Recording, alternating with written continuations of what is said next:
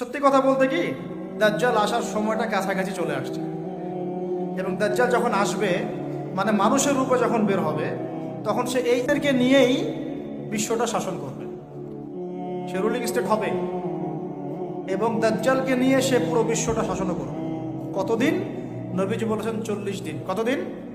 প্রথম দিন হবে 1 বছরের সমান, দ্বিতীয় দিন 1 মাসের সমান, তৃতীয় দিন 1 সপ্তাহের সমান, বাকি দিনগুলো আমাদের দিনের মতো।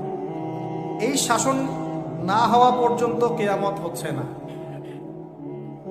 আর এই শাসন ততক্ষণ হচ্ছে না যতক্ষণ মহাযুদ্ধ না হচ্ছে। আর মহাযুদ্ধ না হওয়া পর্যন্ত ইমামুল মাহদিও আসছেন না। মাহদি তখনই আসবেন যখন মুসলমানদের অবস্থা এরকম খারাপ হতে থাকবে। আর মাহদি না আসার আগে দাজ্জালও মানুষের রূপে বের হবে না। এখানে ওখানে যে আনাচে কানাচে মাহাদিগুলো বের হচ্ছে, এরা মাহাদি নয়। গোলাম আহমেদ কাদিয়ানিও দাবি করেছিল যে ও মাহাদি। ও প্রথম বলেছিল যে আমি মাহাদি, তারপর বলেছে আমি হচ্ছি ঈসা, তারপরে বলেছে মাহাদি ঈসা একই, আমি দুইটাই।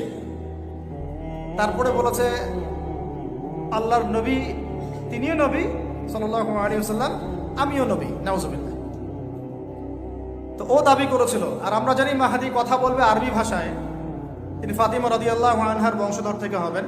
আর এই মাহাদি কথা বলতো পাঞ্জাবি ভাষায়, পাঞ্জাবি মায়ের সন্তান। এগুলো মাহদি নয়। মাহদি আসছেন না যতক্ষণ পর্যন্ত আপনি একটা বিশাল মালহামা না দেখছেন।